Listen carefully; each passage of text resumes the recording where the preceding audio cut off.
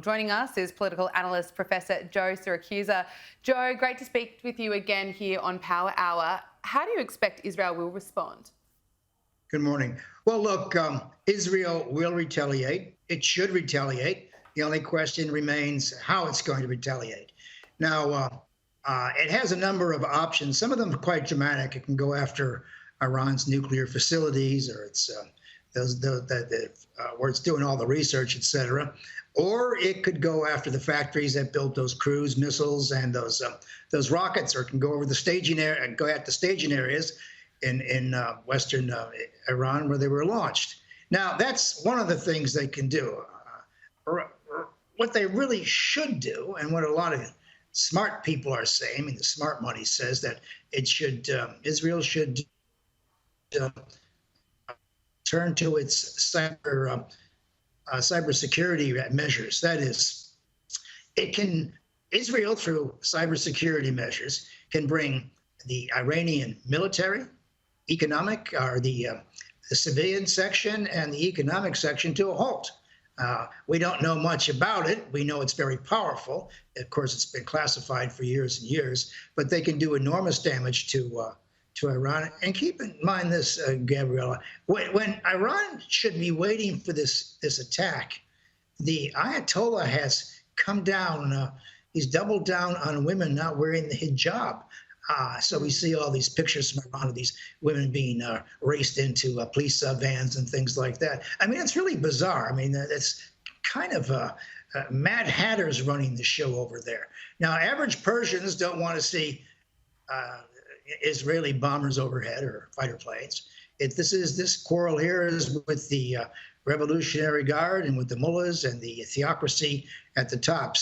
And Israel has turned the narrative around, or at least the attack on them has turned the narrative around. People aren't talking about what's going on in Gaza exactly, but they are talking about Israelis' ability to hit back, or whether it has the right to hit back. And of course, it does. I mean, those 350 or so missiles and cruise missiles and the rest of it, they carried about a half a ton of TNT, which could have done great damage. Now, I know the Israelis, the Iranians are saying that they were all intended to be intercepted. That's ridiculous. They could have never have known that. And the Israelis said they got them all, which isn't exactly right, too. I'm sure a number of them have hit in certain places, and we're not hearing too much about it. But the potential damage there, if some of those got through, would have been enormous. There'd be thousands of Israelis who would be dead and injured. So the Israelis cannot let this one go by. And of course, Netanyahu here has the lifeline he's been looking for. He's been able to turn the narrative around. He's now able to maybe unite his cabinet even more than he has in the past. And he wants to be seen as the savior of his country. I mean, only 15% of Israelis support him publicly or politically. On the other hand, all 100% of him want to see him finish this war with Gaza and with Iran. So there's kind of a mixed attitude towards this guy. But look, this is now or never for Netanyahu. Now or never. And of course, the United States is sitting back saying it wants nothing to do with the offensive part of it, which of course is only a half-truth. Because if Israel goes on the offensive, the United States has pledged to support them on the rebound. So, that doesn't make much sense, as a matter of fact. So where it's the big story, I mean, it's going to deal with economies and shipping and all kinds of calculations in the Middle East. And so it's a big story, and it's worth watching. I want to speak to you about America's place in this. Joe Biden warned Iran not to attack Israel, and it did. Are we seeing countries around the world ignore Joe Biden? Countries around the world have consistently ignored Biden. I mean, Sky had great coverage the day that of the American exit from Kabul. House and the State Department took over personally. It was a disaster, leaving that Air Force base to try to remove those people at that point. And it was quite clear that American policy kills lives over there, and you can't trust them. And then, of course, we've got in Ukraine. I mean, Ukraine's always been on a losing hand here. It was never going to win a war against nation with 11 time zones. And so now Ukraine's going down the tubes. Everybody knows it. The only reason the Americans are trying to get a lot of money to Ukraine right now is so they could avoid the campaign debate about who lost Ukraine. That's all that's really at stake right now, because Ukraine is going to need an exit to get out of this war. What we need is diplomacy there. And of course, in the matter of Gaza, the Israelis have consistently, that is Netanyahu, has consistently ignored Biden's comments. He's ignored all the visits of the Secretary of State, Tony Blinken, and everybody else. I mean, the Israelis are tone deaf when it comes to Joe Biden. I mean, Joe Biden just does not have that kind of clout or cachet that goes with the American presidency. And so, we got people around the world who are looking at this very carefully and saying, well, maybe America's word doesn't count so much anymore. And as far as the Israelis concerned, I've been following Israel for over 50 years since I was a young student. They are in a category by themselves. They're an outlier. They do their own thing, then they explain it later on. They know they have the support of the American people. They got all the Christian evangelicals on their side, and they got a lot of politicians on their side through very clever lobbying, et cetera. And so Israel can no wrong as far as the American professional elite is concerned. There's the politicians. The average American, of course, particularly the left wing of the Democratic Party, is furious. Tens of thousands of people on the street complaining about Joe Biden and about Netanyahu. But during the worst parts of the 1980s, which opposed Ronald Reagan's military buildup, millions of people came out. Didn't stop the buildup. It just let off a lot of steam. But I'll tell you what, these people in the Democratic Party who are now taking a very dim view of Joe Biden for his failure to bring Netanyahu into line will make him pay for this in the November election, because there is nothing that Biden can do right now to correct, to right the wrong. As far as they're concerned, he is responsible for the death of tens of thousands of women and children and probably 100,000 casualties. So they ain't going to let him off the hook. Well, you say that Joe Biden has no clout. I don't see that changing anytime soon. Looking at US politics, former US President Donald Trump has claimed that his criminal hush money trial in New York is having a reverse effect. Now, Donald Trump made the claim while in Manhattan, where he vowed to work with the Democrat mayor and governor to save the city if he's re-elected to the White House. Joe, can you bring us up to speed on the criminal trial and how it's impacting Donald Trump's popularity? Well, his popularity is about the same with his with the base in his party. This trial has been on the cards since 2016. We learned then that he had an affair with an adult actress, whatever that means exactly, or maybe he didn't. Who knows what goes on behind closed doors? Who cares, really? But he was paid.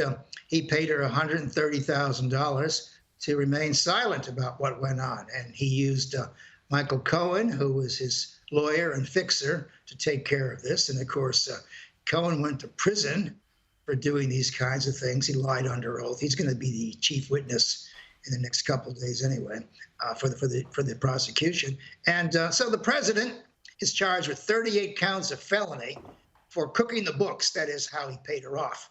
And so we all know that. But, even if he's convicted, all he's going to do is get a probationary period. But, Gabriella, the big thing here is what's in the background here.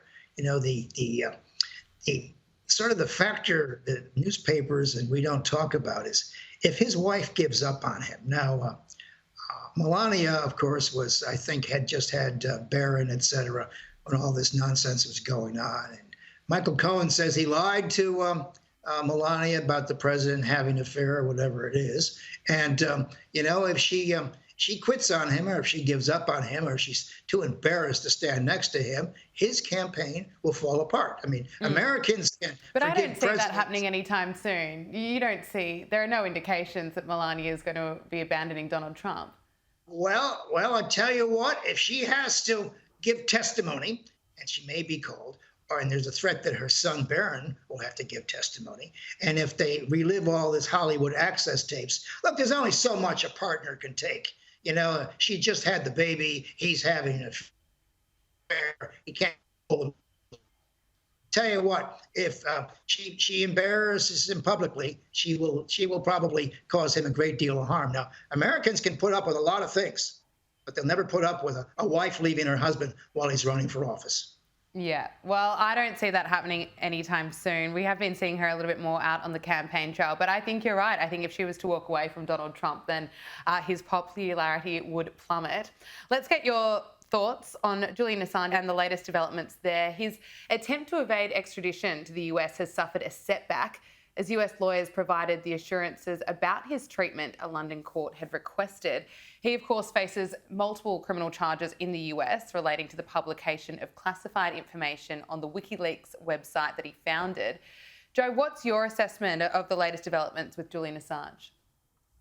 Well, I think he's going to be able to get out of this because the Australian government has come to life. There was, I think, a joint resolution in February to ask Biden to drop the case against Assange. Assange has, of course, been his own worst enemy. He's been Belmarsh prison for 5 years. 7 years before that, he was stuck in the Ecuadorian embassy, which was just a small apartment in London. Kind of go nuts in a place like that. And the Americans want this guy very badly. Hillary wanted him, and these indictments came under the Trump administration after they were. We found that out after they were unveiled, as a matter of fact. And I think Julian Assange has suffered enough, mainly because he is a journalist. He's a rough journalist. He's an information vigilante. And I think the reason they don't want to see him on trial, the Americans are really smart, is because he has proof. I mean, his stuff that he got from the Pentagon and other places shows American war crimes. That is Apache helicopters gunning down Reuters correspondents while conducting interviews. I mean, I don't think the Biden administration wants to see a trial where Julian's lawyers, all these top First Amendment people, pointing out that he pointed out war crimes. And of course, during my early days at university, Daniel Ellsberg did the same thing about Vietnam. That is, he pointed out the hypocrisy or what was going on in the White House, and he became a lion or a hero. This guy, of course, has become a scapegoat. So I think there's no more a political advantage to keeping Assange behind bars. I mean, his health must have suffered terribly, and I think he will come back to Australia. And I think he's probably served enough. And of course, if you're going to jail Assange, then you got to jail the people at The Guardian and the New York Times who published his material. I mean, you can't say that the information he's passing on is journalism, whereas he himself is then charged with the Espionage Act, which is this creaky thing from the First World War, and where they're going to try to get him on treason and things like that. It just doesn't play. So the Assange got caught in the crosshairs of this political war in America.